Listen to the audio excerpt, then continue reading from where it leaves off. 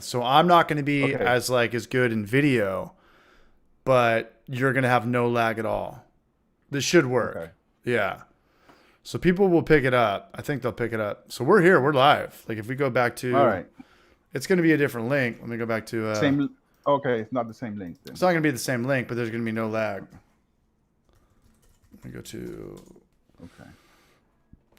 the happy hour. All right, they're back. Okay, they're already coming in. Shout out to James. Okay, we're live now. All right, everyone's All right. back. Okay, we're already back. Cool. All right, so we're Hmm. situated. All There right, you go. so for those that cut out, two variants. There's going to be possible third or two people. People get vaccinated, but they can still catch it. Yada yada yada. Is it as big of like are people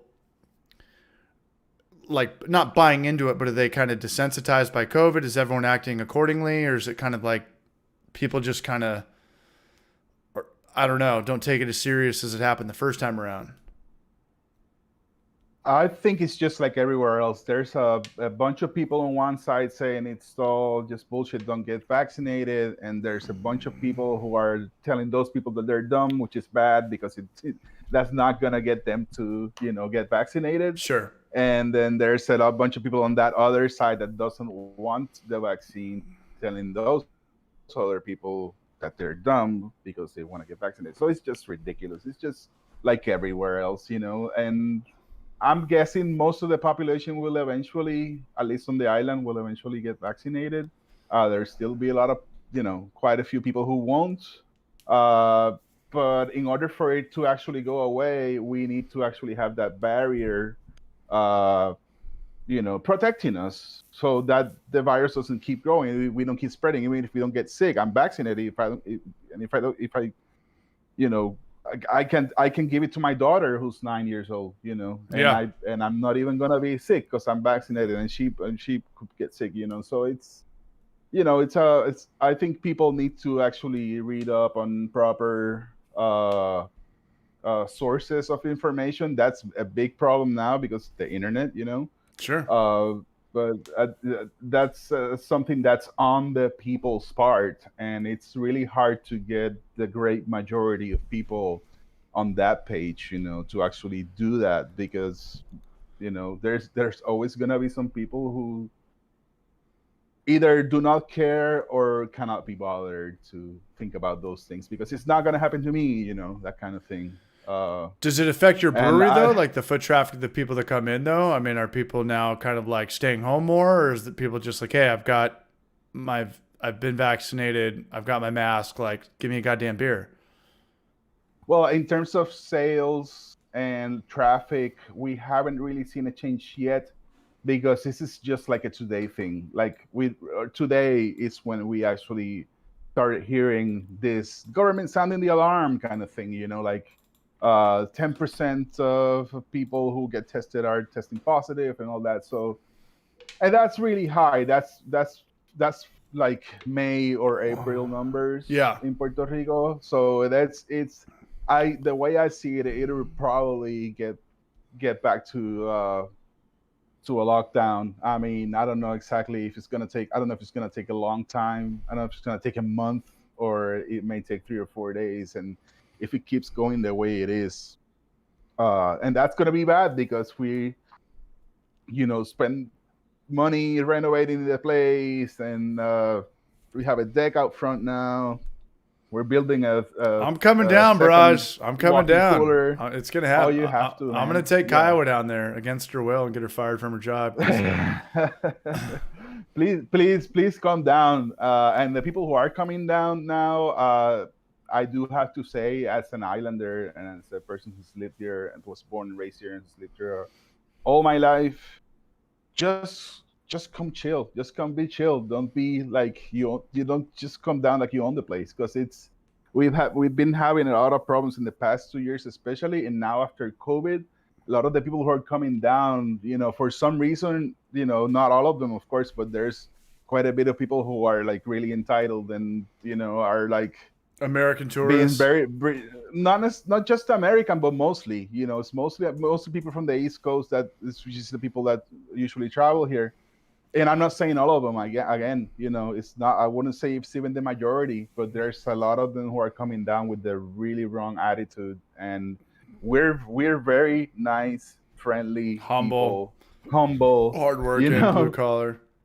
yeah. I mean, we're really nice. We love when people come down and are fascinated and really want to know more about this place, because this place is not really talked about a lot. And a lot of people I've met in the States throughout my life are like, I never really heard anything about Puerto Rico growing up, or I never heard about it in school, or, my parents didn't really ever mention it or something. And I'm not faulting anybody for that. That's just the system and how it is, and whatever you want to say about that. But now that people are actually curious about it, and now that things are happening where there's some interest, I think it's the best, and especially us, that we have this relationship I with loved the it, United man. States. I've been there. I absolutely loved it. First time I saw a cockfight. Yeah. Uh-huh. And we have this very long relationship with the United States. That's it's even easier for anybody to come down. I mean, we use the U.S. dollar. You don't need a passport. You just walk right in. So it's natural for us to actually get along. So let's get along. Let's just come down in a good nature. Just come down and have fun.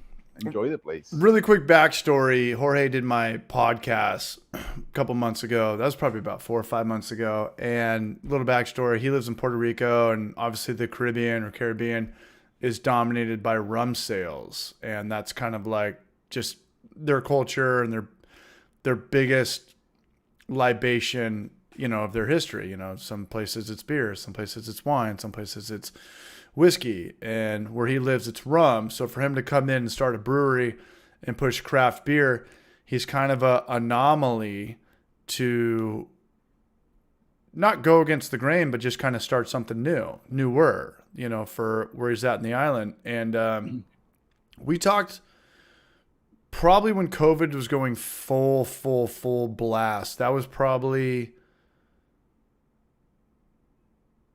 damn, what was that? That was probably last October?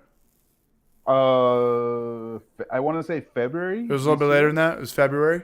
I think it was after the holidays. Yeah, we had a really good conversation. We're talking about, his startup and everything from that to beer to Roberto Clemente and, everybody playing stickball in the Dominican, and why baseball's a vibe and the culture and yada, yada, yada. And I remember he's a big Star Wars guy, apologizing for his broken English. And I was like, dude, you speak better English than me, man. Like, give me 2 more of these IPAs, man, and you're going to have to take over on the wheel because I'm not going to be able to say anything. No, but that's kind of the gist. That's his culture, and that's where he's coming from. So he owns a brewery. He's got a system, and it's a little bit different. It's not like in America where it's 15-gallon kegs everywhere and people are pouring pint glasses left and right. What's kind of the breakdown of the average, not local or foot traffic, but like how would somebody sniff you out and come in and spend some money at your establishment? How do they find us, you mean? Just the format of like how you guys distribute and sell beer. It's just a little bit different than America. Yeah. Yeah. Oh, absolutely. We only do 6 stills. Only 6 stills. Only 6 stills. Small volumes. 5-gallon kegs. So one of the reasons for that basically is because beer is very, very, very, very heavily taxed in Puerto Rico and throughout the Caribbean. If you travel to the Caribbean, especially U.S. Virgin Islands, British Virgin Islands, Puerto Rico, and some other smaller islands, it's very expensive. It's very expensive to dine out. It's I guess I've never been there, but people say it's comparable to Hawaii. So I'm not sure. I've never been. Everything's expensive when you're on an island. Yeah, everything's harder. It's harder to make when you're here. Everything's harder here. There's more middlemen. There's more transportation. Yeah. There's more fuel. Yeah, and then on top of that, we have very high alcoholic beverage taxes, beer, wine, rum. Rum is the taxes for rum are ridiculous, are very, very, very high. So we I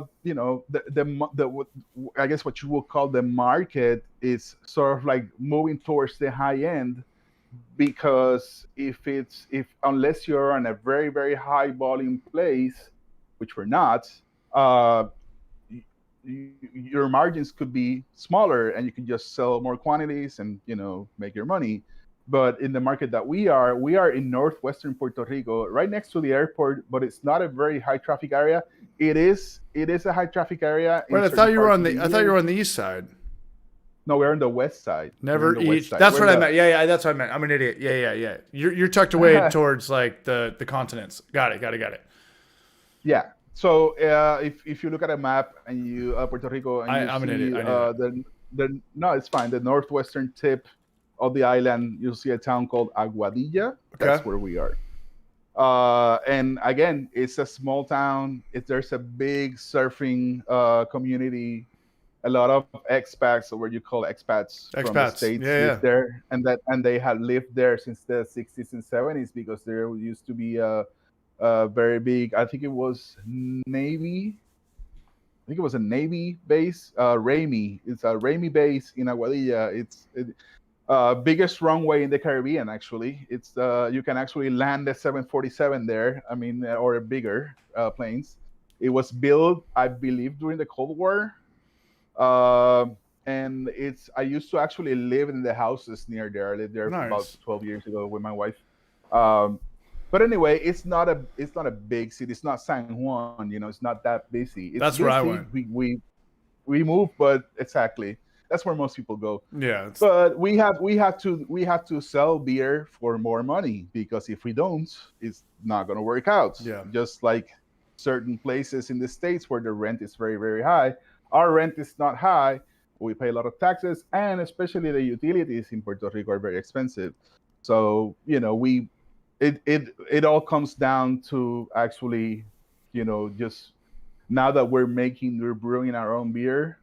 Uh, Now we are trying to merge, because we have two businesses and we're trying to merge them. We have the brewery and we have a restaurant, and that restaurant has 16 taps, and it's coming up on our 10th year.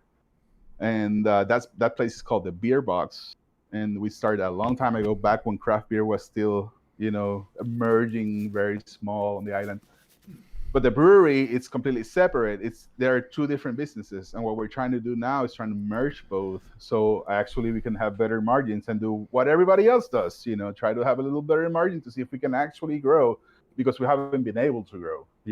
It's that bad. It costs that much to make beer, and the other really bad part is that we have to import all of our ingredients. Barley doesn't grow here. Hops do not grow here. There are no yeast labs here. We could use, again, spontaneous fermentation or whatever, but that's not feasible for what we're doing. We're a 3-barrel brewery, 3-barrel brew house.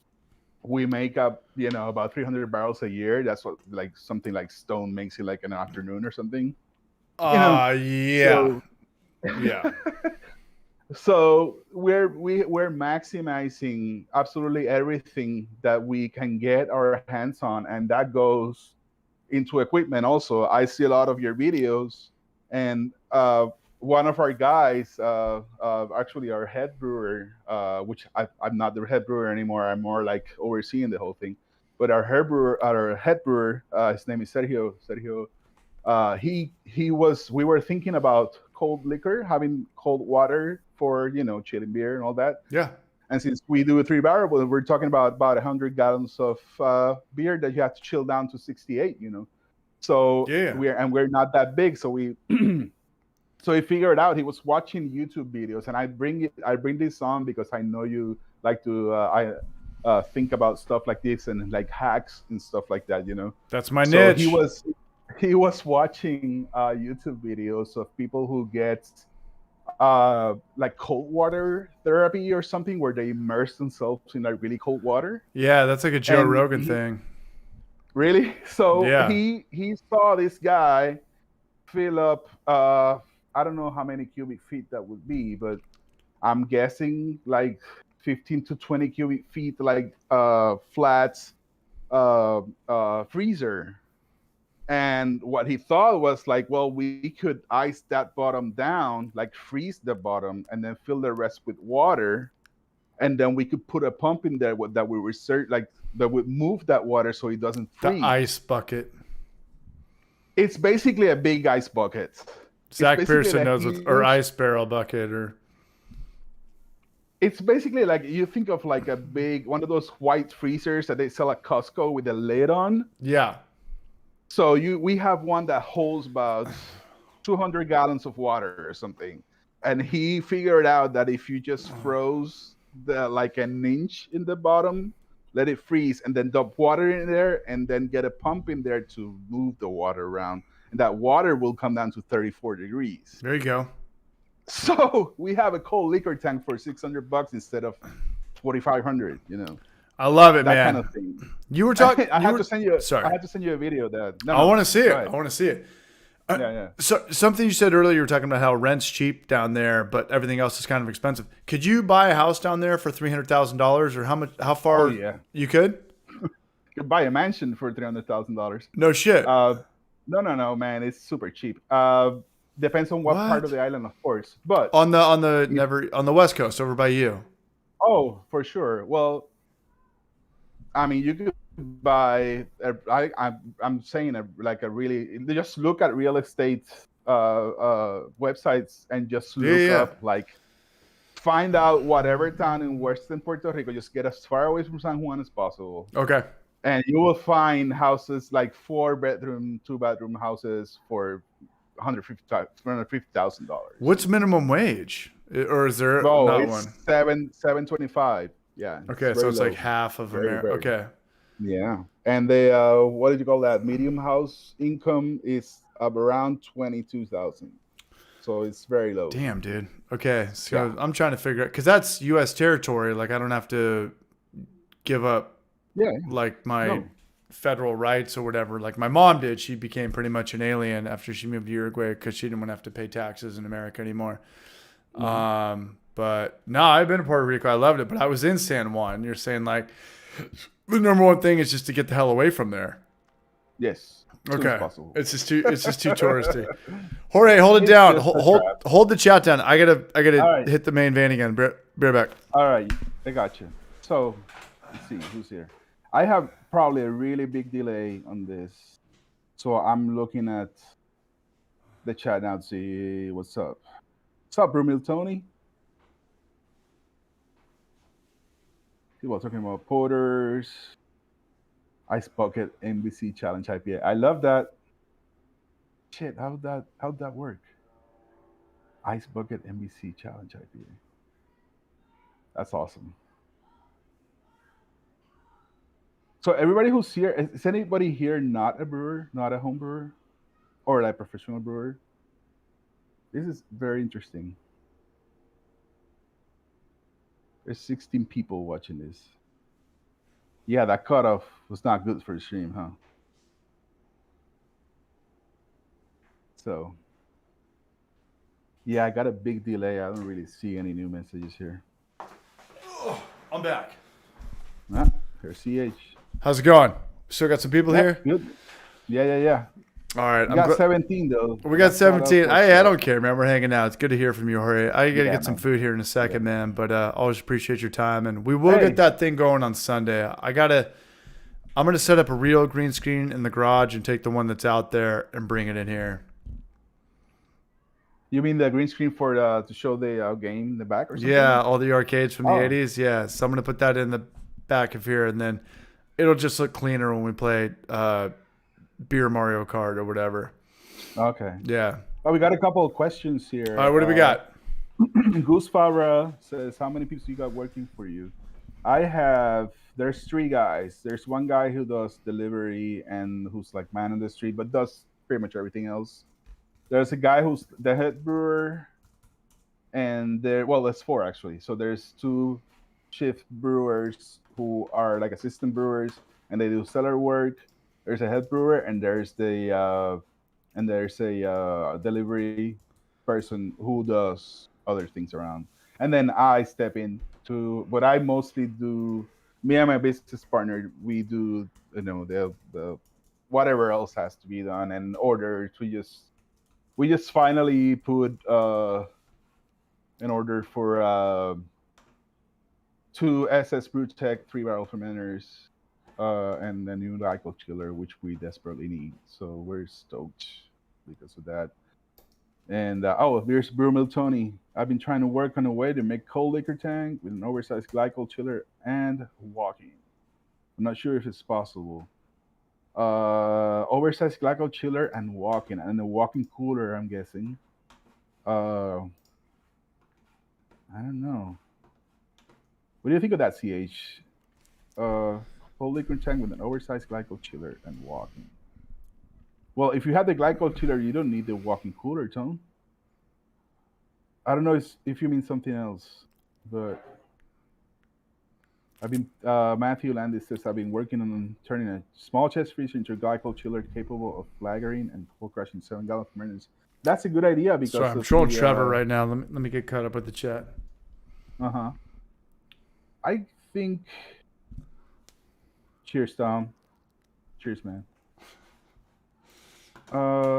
Small chest freezer into glycol chiller. I'm guessing the small chest freezer will be used as a reservoir for the glycol. Maybe. Sorry, I'm No, that's fine. I'm just reading the chat. I'm jerking off in my head. I'm sorry. I'm getting some curveballs from left field. No need to say anything. Let's just. No, we're not. No. We're all still here. Okay, I'm back. Okay, what are we talking about? Who's got a real question? I can answer it in 5 seconds. Yeah, there's a couple. There's one really good one from Tony from Brewmill Tony. Okay, Brewmill. Go ahead. Which one is that? Okay, it's Brewmill Tony. Brewmill Tony. He wants to build a cold liquor tank with an oversized glycol chiller and a walk-in. I'm guessing he needs a walk-in cooler. Sounds too expensive to even think about. Sounds like you should just get a. We're talking that's an alternative option for a plate chiller. No, it's cold liquor, so he needs cold water to cool the beer down. No, I get that. I understand that. Yeah. But goddamn. Here's again. I'm getting fucked. The idea was to use 2 plastic tanks inside the walking. Oh, okay, I get it. 2 plastic tanks inside the walking so they can get down, right, to temperature. So the water isn't wasted. We use a pump to transfer through the heat exchanger and back into the container. Yeah, he wants to recirculate cold water from a vessel that's going to be inside a walking through his heat exchanger and then back into that vessel so it cools down again. That sounds like driving to Temecula just to go surfing. I would rather just get the whatever other brewer has. What is it? It's a real glycol chiller or a plate chiller or whatever. I would go that route. To have a whole vessel just have cold water, I think that's working extremely backwards. But who the fuck am I? I think Tony has a 1-barrel brew house. I don't remember.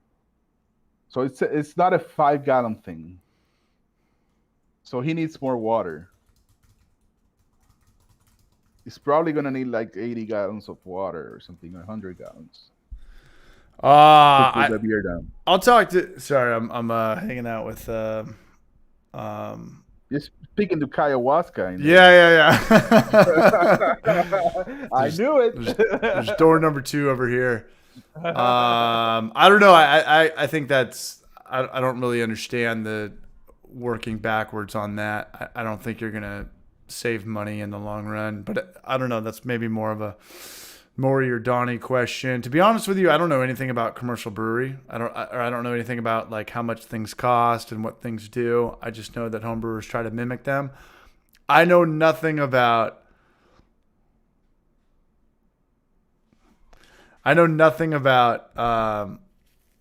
commercial breweries. I know nothing about. I don't know what it costs. I don't know what a fermenter costs. I don't know how much does a 20-barrel fermenter cost? Oh boy. 20 grand? $20,000. Yeah. 20 grand? Yeah. 20 grand. Yeah, I can't see this stuff. But hey, we got 5 minutes left. I actually have to go get some dinner. Jorge, I'm super glad you're on. We're going to be I've been saying this for a long time. I always think I have more time than I do. Then I wake up and I edit for 8 hours, and the day's like gone. It's just do. Yeah. And I feel Yeah, like same even here. without my smartphone, my work ethic is better. But I feel like, Jorge, do you feel the older you get, the faster time goes by? Yes, definitely, especially with last year, even with last year, actually, I meant to say. Every Yeah, year. last year, but last year for really slow for obvious reasons. But yeah, I don't know, man. I do. It feels sort of like get it going a little bit. You know, I'm approaching 50, so I'm like that's like something you see up in the horizon, and it's like, okay, what have I done with my life? You know, You started a and brewery. You raised a family. yeah, of course, but we're always our biggest critics, right? You should be. We always want to, we always want more. That's what life is, right? We Yeah. want to do more and achieve more, even if it's just for Life ourselves. is So short. Why not? I guess at this age, I should say that it does. It feels like the days are a little shorter. I am very, very, very lucky that I get to spend more time with my family than most people. I guess most people my age who have to work at a certain place absolutely every day and be there. I'm past that. Whereas a few years ago, I was able to hire enough people for me not to have to be all over the place on top of absolutely everything all the time. Mm-hmm. So yeah, I should be proud of that, but it's just even I'm proud of saying you. it now. Thank you, I man. don't know. I don't have a Even say, 3 barrel brew house. That's my dream. I'm gonna do one in Puerto Rico right next to you, man. Steal all your profits. oh, come on I'm down, kidding, man. man. Fuck I'm yeah. kidding. I'm kidding. I'm totally you kidding. sh- no, you totally I'm gonna should. come I don't down, give a but shit. I'm just gonna drink at your 3 barrel brew house, and I'm gonna Oh yeah, drink a whole sixtel. yeah. Everybody should come I'm down gonna and bring everybody ayahuasca. bring her. Yeah, she's gonna love it. She's gonna want to stay because she's gonna fall in love with this place. Everybody does. We could Everybody buy wants to stay when they go. we could buy a 4 bedroom house for 300 grand, and then that's You could it. buy four. I'm You never could looking buy. You could. back. Homebrew for life You could from buy. Puerto Rico. You could buy a four bedroom house for less than $200. I'm sick of this Two two hundred two two hundred thousand thousand. I meant dollars to a say. month I'm sorry. shit. $2,000 a month to live in a little two Really? bedroom, $2 grand a month, 2 bedroom. I mean, I love where I live. Hey, I have a great life. I do have a great life. Yeah. I don't have roommates. I don't get fucked with. That's I live. fucking amazing. It is That's amazing. great. I love my life. I have Kiowa. She's my girlfriend on the weekends. I think I'm in love with her. I think she hates me. I can't figure her out. But that's kind of one of the best parts is that I can't figure her out. But we hang out on the weekends. We have a really good time, and then like I'm just back to homebrew for life. I'm by myself. There's no roommate. I have roommates that have friends that you walk into their house and their roommates having 5 friends over and they're smoking bong rips on the couch. I was like, I couldn't do that. I'd throw a punch or call the cops. Like I'd be like, everyone can just get the fuck out. I just couldn't do that. Not at I this could age. do that in my 20s. I could do that in my 20s too. Yeah. Yeah, not now. Fuck no. Not even close. Even if I didn't have a family, I still would try my best. Not No. You know, if they're live my like that. friends, it's, hey, you guys come down. I got you guys for a couple days, or, you need a week tops, but like, you got to let me know you're getting productive. And, if you're shooting up heroin or something like that, like, I'm going to kick you out. Like, you're fucking out. Like, Yeah. I'm just too old for, I'm almost 40 or almost 50. It's like, people got to work. Gotta get going. Gotta get doing stuff. Yeah. But I don't want to get old. I'm not gonna get old. Fuck that. I can't wait to get old. I'm the only one that can't wait till I'm 75 years old, 1,400 pounds, eating at Denny's wearing overalls. I'm the only one that wants that. Nobody else wants that. Well, I want Salisbury that, but steaks. I want to work and do as much as possible. Yeah. I hear you. Oh, Goose Fowler has a question. Says, "How are the cigars?" I don't know. I don't smoke cigars, but I hear they're really, really good. There's this gentleman. Last name is Falto, Falto. He's from Mayagüez, which is about half an hour from where I live. He is a serious producer of fine tobacco products and cigars, I should say. uh, sought after the world over, almost like whale beers, you know. So I couldn't tell you, but I'm sure they are really nice and world class, just like our rum.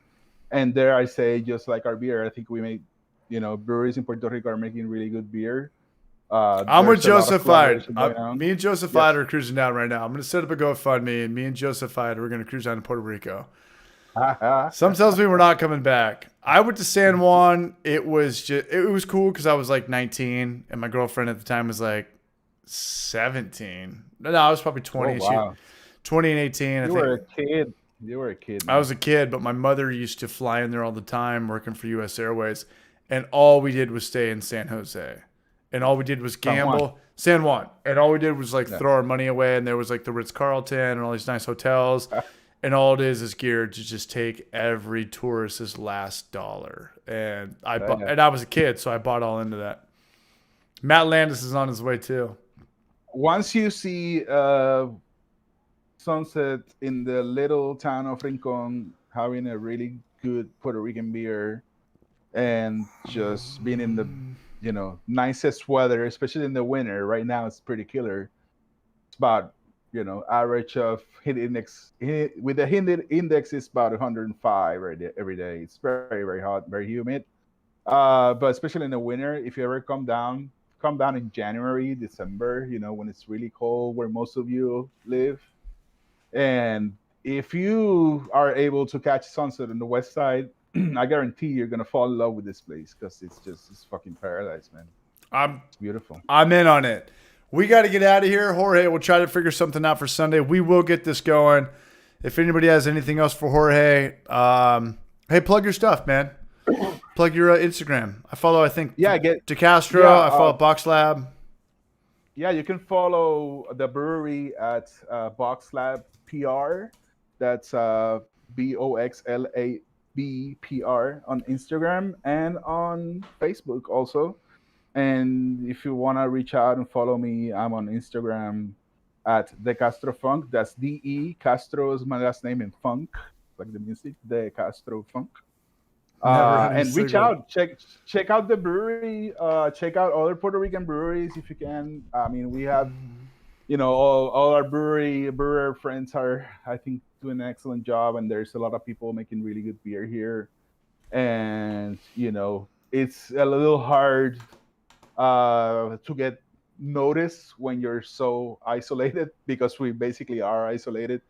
So we're trying to change that. We're trying to, say we're here, we're making really good beer, and we want people to try it. We're not looking to grow and become super huge. I don't give a fuck about being 300,000 barrels a year, whatever. I don't care. I just want to be creative, use good ingredients, make good beer, and have people really enjoy it and just share it with the people. Just if you ever have the chance to come down to the island, just do it. You'll fall in love with the place. And hit me up, man. Thelonious, let's do it, man. Dylan's down. Just come on down. Tom Mellon's down too. Let's get after it, man. Well, and cheers to everybody in the chat. Yeah. And for hanging out. This is great. I always love coming into this show. I love the show. Homebrew for Life is one of those channels that I keep watching all the older videos. I keep watching them back all over. One of my favorites, actually, I meant to tell you, was the one during quarantine where you cut the little tip of the deep tube on the keg and all that. It's a longer video, but there's a part in the video where you actually feel like what it was like 20 years in the future. You're gonna come back to that video and you're gonna show your kids, hey, that's what it was like on March 2020 when we were all like super bummed at our houses. You see what he's saying? That's what it felt like. We were like, we're not going anywhere. You were like, we don't have anything else to do. So you've been here for 18 minutes. Thank you for, so I think it's great. And all that is like really enriching. And I still learn from the really old videos. I still learn stuff and I come up with ideas watching them. So, just thank you for doing that. Absolutely. And I don't watch that video because like I'm already kind of a disgustingly gross looking human being. But in that video, I look like the Geico caveman. Like that was like I didn't have any friends. Like that was when COVID was like we all like separated from each other.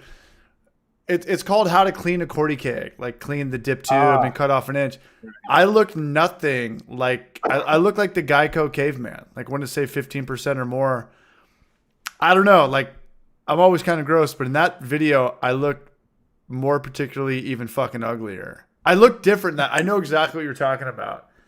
And that was that was the first video I did from Home Brew for Life where it's like, I'm not going to do voiceover. Like, let's just put our face out there. Like it's COVID. Right. We're all kind of going crazy. And yeah, it's pretty much like how to buy a used corny keg, take it apart. And, you know, because all corny kegs were one time pretty much used Pepsi or Coca-Cola dispensers before they figured out like how to put syrup in a box. And you got to clean those things. And it's like a thorough cleaning. And I know exactly what you're talking about. But it's true. We felt like that, you know. Everybody was feeling like that. That was at that time, like Homebrew for Life had probably 5,000 subscribers. When COVID hit, I was like just every day, like how to clean a keg, how to write a recipe, how to roast your own grains at home, how to like do that. And then the channel like and I was like, okay, this is kind of real. Like this is chill. Like let's keep it going. James Thompson out there. Brajio cartoon. We're going to make it happen, man. Victim Hooper's coming in, man. One more. Wow. Yeah, nice super chat. One more beer?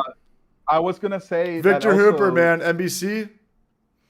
Victor Hooper. Jorge, what are you saying? Cheers, Victor. No, Thanks, party time. Thanks, Braj. I wanted to give you props for the Village Park Source video. I don't know if you're going to kill me for mentioning that. No, I'm not. That was dude. What is it? iMovie tutorial. Oh yeah, dude. I learned using iMovie because I watched that. I have no idea. So no fucking clue. Jorge's talking about in a different lifetime ago, probably about 10 years ago. I started a software tutorial channel, and I never showed my face. It was the exact opposite of Homebrew for Life. Today we're gonna. It was legitimately just screenshots and ScreenFlow, and the channel's called Village Park Source.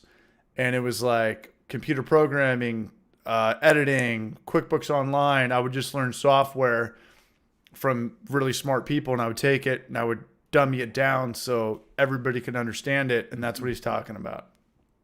Village Park Source. It's still got like 20,000 subscribers. It still makes like a couple $100 in ad revenue a month. Not that I needed to bring that up, but yeah. That's awesome. That's great because it's concise and it's blue collar, you know. It really is like 2-minute videos, just blah blah blah. Yeah, you can read all the books you want, but I'm just gonna break it down to what you need to know because that's really it, you know. Someone that I used to know. All right, Jorge, one more beer or what? I'm out of beer. You're out of beer? So all right, should we get out of here? It's 11:30 here, so no. I mean, if you want to stay. All right, I'm gonna do one of these simpler times. So we even tried to do. I'm blowing it for the whole video for Trent, but we tried to do a Trader Joe's beer, like a simpler times lager. These are like $2.99. The Mr. Beer Kit is so it turns people off so much from brewing that I hate it. I hate the whole brand. I hate the whole idea. I like the simpler times logo you just showed. I love that. I love that. Cool. Thelonious, 5 more, man. Let's rock and roll. Here we go. 5 more beers. I still need to get my love language. I still need to get my 5 soft tacos from Taco Bell. I'm gonna sleep so good tonight. Right. You needed to get food. I'm gonna sleep so damn good tonight. I mean, I live like right here. I live right behind Carlsbad Village. Not right behind, but. So for those of us who don't live in Carlsbad, what is Carlsbad Village? It's a tour. It's a really nice place in North County of San Diego. Like everybody thinks San Diego's nice, but there's really only the good cities that are close to the coast. Like from north working down, it goes Oceanside. Oceanside's nicer now. South Oceanside's much nicer now. Carlsbad's always been a big. Like not a fake Hawaii, just like a different Hawaii. And then you go to Encinitas, Leucadia, Cardiff, Solana Beach, Del Mar, La Jolla. And these are all like $1 million homes everywhere you look. Oh wow. Multi-million dollar homes. Once you go inland from that, you go to, San Marcos and Vista. It gets a little bit more melting pot, blue collar, industrious. Probably still like nicer than the majority of the world or America. Like my mom lived in San Marcos, like San Marcos. But when people think of San Diego, they think of like the beaches, Hollywood, postcards. It's like, right. There's only like 6 good of those cities. Other than that, you feel like you're in kind of not like New Mexico or Arizona, but like you're inland, once you get away from the beach, like everything just changes. Once you get away from the beach is everything with real estate. It really is. Right. Yeah. The further you get away from the beach, the cheaper things get. It's like same here, same in Puerto Rico. Same. It's the same shit. There's something about the beach. It's like staring at a fish tank. It's like therapy. It's like no one's ever in a bad mood when you're staring at the ocean. No one's ever in a bad mood when you're staring at an aquarium. You're just like, whoa. Like that's like, it's like looking at like the Grand Canyon. It just makes you feel like nothing. Yeah. Makes you feel small, which is good because it's humbling. Mm-hmm. And absolutely. Yeah. And so the big freeway that goes east to west from where I live is the 78. And where I live, I'll never be able to buy a house. 2-bedroom houses are like $800,000. It's just not even. You say like it's not worth it, but then you buy the house, and 5 years later, like it made money. Like it's like that's why people buy houses in San Diego, because in 5 years they're worth way more. But like the next town inland is like Tri-City, and then the next town inland is like Vista. That's probably where I'll buy a house with my dad. The next town inland is like San Marcos. Then it goes to Escondido. Mm-hmm. And then it gets to Valley Center. And it like significantly like is easier and easier and easier to like, here's the beach, here's Valley Center, which is probably 20, 25 miles away, bird's eye view. It significantly goes like that. There's not too many people in America that like live 25 miles from the beach, like that's like a steal if you're looking at it in the big picture. Right. Considering some people never even see the coast, No, and it's like a one-time thing. Their whole life is like concrete, suburbia, desert, getting fucked up in parking lots. It's like, who's talking? We got somebody talking shit. Yeah, but I grew up in Encinitas. People have no clue like how spoiled they actually were. If you were, I was just doing some.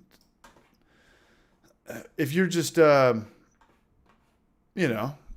living the good life your whole life, you take everything for granted. You have no point of like coming from somewhere and working the value of like getting to where you want to be.